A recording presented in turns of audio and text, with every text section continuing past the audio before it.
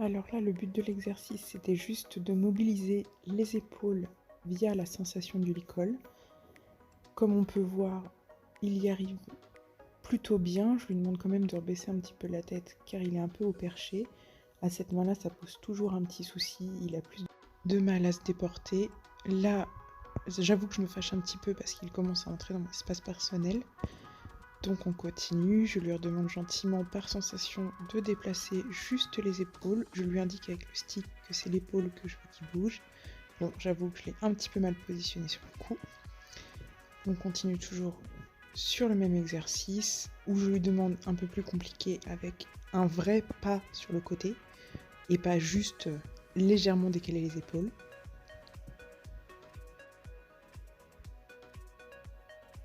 On n'oublie pas la petite récompense qui fait toujours plaisir quand l'exercice est bien fait. Là, je vais demander un petit rappel pour pouvoir le remettre un petit peu en avant et qu'il revienne plus facilement vers moi parce que je sens bien qu'il commence à vouloir me fuir. Et on passe à l'exercice suivant qui est le reculer par sensation. Ça fait un petit moment qu'on travaille cet exercice, mais pour lui ça reste compliqué comme il est énormément sur les épaules. Après, ce n'est pas non plus de sa faute, il a quand même presque 10 cm d'écart entre le garrot et le cul. Vive la croissance! Donc nous continuons l'exercice bien sûr dans l'autre sens, je lui demande de bouger car rester statique avec ce sol qui s'enfonce légèrement, comment vous dire, c'est pas hyper agréable. Ah, nous pouvons voir un petit doigt de mon fils, merci petit caméraman. Bon là à la base je lui demandais juste de décaler les épaules, il a décalé un peu les fesses, donc je continue dans mon idée de décaler l'épaule sans qu'il bouge les fesses. Voilà, j'arrête, je descends en pression, je félicite, c'est bien, tout ça, tout ça. Oh, encore un doigt de mon fils. Je continue dans le reculer par sensation. Je veux vraiment qu'il commence à aller plus loin et de façon plus énergique, car ça fait, comme je le disais déjà, un petit moment que nous travaillons. Je me grandis bien, comme m'a dit de me faire ma prof, quand je veux qu'il fasse quelque chose, et après je me relâche et je m'avachis entre guillemets quand c'est bien, et bien sûr je récompense.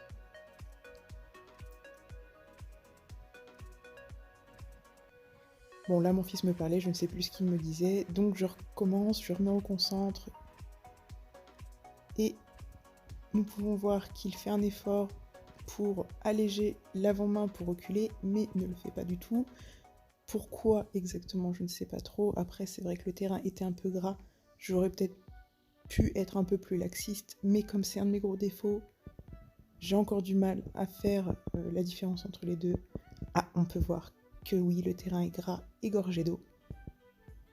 Là, il fait ça très très bien, donc je lâche au moment où il fait très bien. Bien sûr, je l'empêche de manger parce que c'était très compliqué pendant cette séance. L'herbe est très intéressante.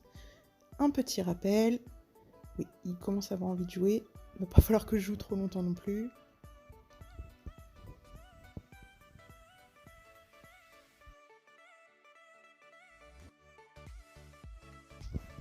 Donc là, je suis contente. Je descends en pression.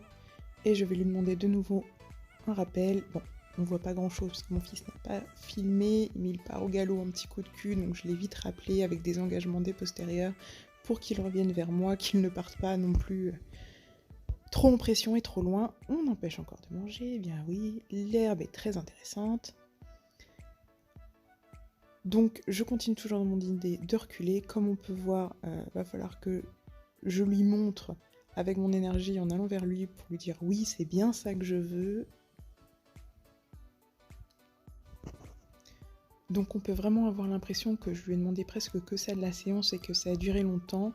Alors pas du tout, les séances sont très courtes. Oui, il y en a beaucoup, mais comme m'a dit ma prof, il faut vraiment que je consolide la réponse, comme il me donne souvent des réponses approximatives, que je sois plus stricte dans mes demandes. Là par exemple, je lui demande de se concentrer sur moi parce que je ne sais pas pourquoi. Il avait décidé que je n'existais plus, donc quitte à monter un petit peu en pression aussi, là je lui dis que bah oui mon pote, va peut-être falloir songer à travailler, je suis là, et au Michelin, je te pose des questions, regarde, ouh, merci. Ah, on voit que ça commence à l'agacer un petit peu, je redescends en pression, je me calme, et là je lui redemande tout de suite l'exercice, qu'il exerce parfaitement, je lâche tout, je commence à lui sortir les petits bonbons, oui je marche beaucoup aux bonbons, ça marche très bien avec lui, après chaque cheval est différent. un petit rappel, oui, il commence vraiment à avoir envie de jouer. On voit que pour lui c'est drôle, si vraiment le terrain n'était pas aussi glissant, je pense qu'il serait revenu au galop. Donc là, nous allons demander un autre exercice. Nous venons tous les deux de débuter l'école de légèreté. Là, le but est de demander une flexion latérale de telle sorte à ce que les oreilles soient à l'horizontale, la nuque ne soit pas vrillée et la tête en gros légèrement perpendiculaire au sol, avec si possible une petite session de mâchoire. Donc là, on peut voir qu'il s'appuie, du coup je leur lève un petit peu la tête, il ne doit pas s'appuyer, il doit rester léger. Là, on voit un petit peu mieux de l'autre côté, voilà. Par contre, là, il ne va pas la tenir, alors je lui reconfirme que c'est bien ça que je veux. Je récompense. On voit qu'il se relâche au niveau de la mâchoire. Je lui dis que oui, bon, par contre, ça sert à rien de gigoter partout. Voilà, je mets bien mes 2 doigts de chaque côté, comme je pourrais faire avec un mors, par exemple, en lui demandant une flexion latérale ou de tourner avec une reine d'ouverture, etc. Là, on voit bien mes doigts. Oui, j'ai encore tendance à les oublier en même temps. On vient de débuter, on a fait un seul cours, donc c'est un peu compliqué. Là, il me donne sa nuque parce qu'il pense que c'est ça que je veux. Il réfléchit beaucoup, on le voit par rapport à ses oreilles. Désolée pour le cadre, c'est vrai que mon fils filmait... Bon, il a 8 ans, faut pas trop lui en vouloir non plus.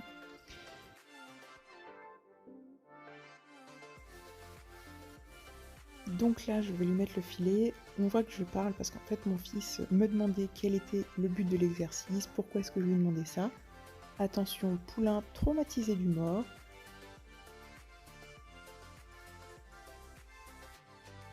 Alors là, je préfère faire une petite mise en garde.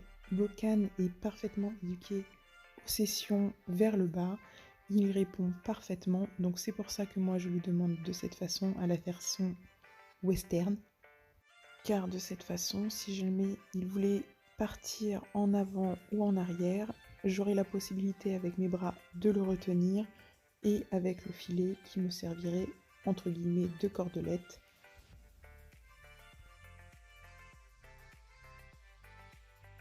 Donc là, je vais lui demander exactement la même chose que tout à l'heure. Je joue un petit peu avec le mors pour qu'il me donne sa mâchoire inférieure et je vais lui demander des flexions latérales, toujours dans l'idée que les oreilles restent à l'horizontale, que la nuque ne vrille pas et la tête perpendiculaire au sol. Là, je joue un petit peu avec le mors, je ne tire pas du tout dessus, je le fais légèrement bouger pour qu'il mâche, ce qu'on voit qu'il fait parfaitement. Là, il m'a donné une belle petite session de mâchoire. Ah oui, j'avais oublié d'enlever le licol. Petit point très important, retirer le licol qui pendouille par terre pour ne pas leur faire peur. Le mien est habitué, mais on ne sait jamais. On demande de l'autre côté et de la même façon. Là, je suis très contente, je lâche tout. Et il tente de manger, je lui dis que non. Je recommence. Voilà, je lui avais dit stay, donc pas bouger, ça veut dire pas bouger, c'est-à-dire la tête ne bouge pas, les pattes ne bougent pas, rien ne bouge. On retire le filet, on remet le licol logique de la même façon, moi par-dessus. Là, on peut voir que ça lui a fait beaucoup travailler les mâchoires. Ah oui, je dis à mon fils que le mort, c'est blah, c'est un goût dégoûtant, blablabla. Bla bla. On rigole bien sûr. Hein. Voilà, on peut voir ma tête de guignol qui raconte des bêtises. Voilà.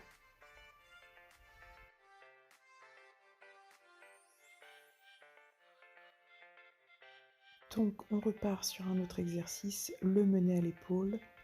Je ne me positionne pas encore forcément très bien. En gros, le but, normalement, j'aurais dû regarder dans la direction où j'allais, comme on pourrait faire bien sûr en dressage par exemple, et avec une reine d'ouverture, parce que bien sûr le but est de débourrer cette petite chose, qui pour le moment est un peu bancale, mais le but est de le débourrer, donc je dois faire une reine d'ouverture dans la direction où je veux qu'il aille.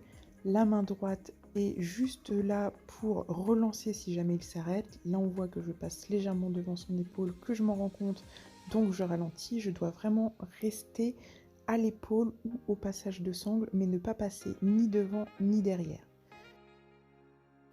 Là on voit très bien qu'il réfléchit à ce que je lui demande.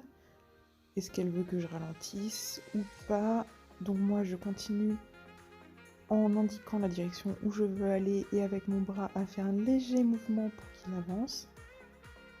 Là, on voit très bien l'arène d'ouverture. Je vais bien sûr changer de sens.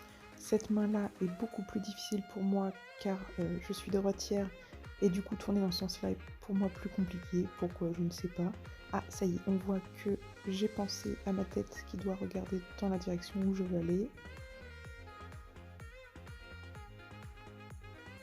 Et comme c'est très bien exécuté, je lui demande de s'arrêter, de me donner les hanches pour me faire face et je félicite. Là, on passe à un autre exercice, donc l'aspiration des hanches. Pour ceux qui n'ont pas vu l'autre vidéo, j'ai fait un stage de mountain trail et ça m'a posé quelques difficultés au niveau des barres à faire en déplacement latéral. Je ne sais pas pourquoi, il a complètement bloqué au niveau des hanches.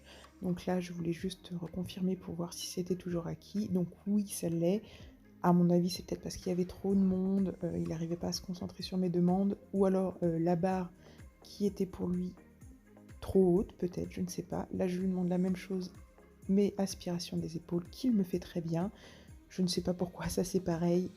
Quand je dois mettre une pression, il n'y arrive pas. Mais alors quand je fais par suggestion, il y arrive très bien.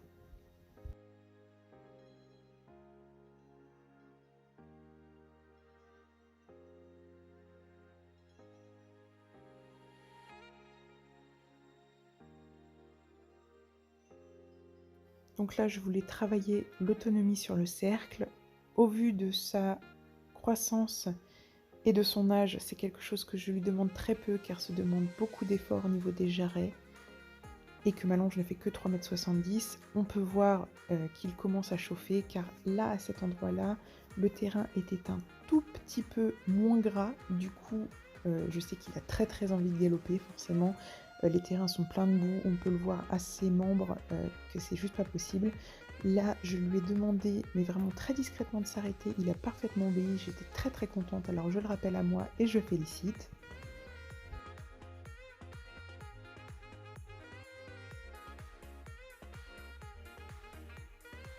On fait bien sûr dans l'autre sens et il recommence exactement la même chose.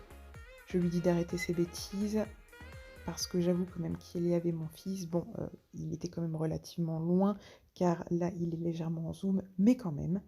Je le renvoie sur son cercle, je me remets là où je m'étais fait un petit repère pour justement ne pas bouger. Il recommence, je lui dis d'arrêter ses bêtises, que ça suffit.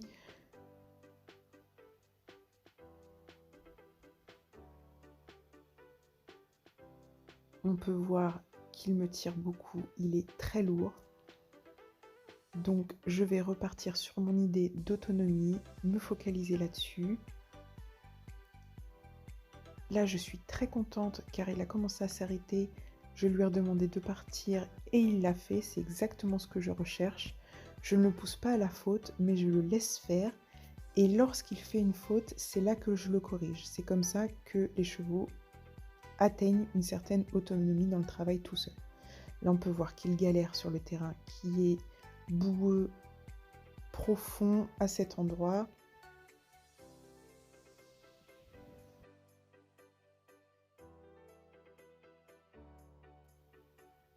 À ce moment, on peut voir que merci l'ombre, c'est ça qui me permet de voir qu'il s'arrête. Je le relance, bien sûr, car je veux qu'il continue l'exercice. C'est moi qui lui dirai quand on devra s'arrêter. Il est de nouveau très lourd. Du coup, je joue légèrement dans ma longe, sans tirer, mais sans non plus mettre d'à-coup, mais juste de telle sorte à faire un petit mouvement de va-et-vient pour qu'il rentre sa tête, chose qu'il fait, mais il recommence à certains moments à fuir. Ah, petit problème de cadrage.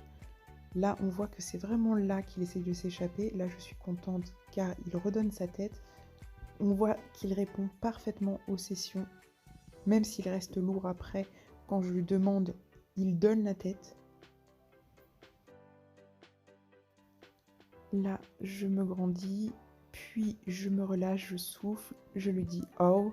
Il s'arrête parfaitement sur le cercle, j'étais très contente. Du coup, j'arrête et je récompense. Du coup, nous repartons sur l'exercice qui nous a posé souci dimanche au Mountain Trail, donc le déplacement latéral au-dessus d'une barre. Là, il avance légèrement en avant. Du coup, oui, je touche encore pas mal au licol, mais c'est vraiment pour lui faire comprendre que c'est sur le côté je tapote, je ne tape pas. Attention, c'est vraiment très important. Ah, là, on voit très bien la différence entre les fesses et le garrot. Je recommence à l'autre main. Avant ça, il m'avait fait un petit coup pareil à vouloir partir. Je ne l'ai pas mise car mon fils s'étant écarté de toute façon, il n'a pas filmé. Voilà, je lui demande d'abord les fesses, puis les épaules, puis de nouveau les fesses et les épaules en même temps en m'écartant. J'étais quand même relativement contente, du coup je continue dans l'idée. Voilà, on continue très bien. J'espère que cette petite vidéo de notre séance vous aura plu. Je vous dis à bientôt pour de nouvelles aventures. Bisous bisous!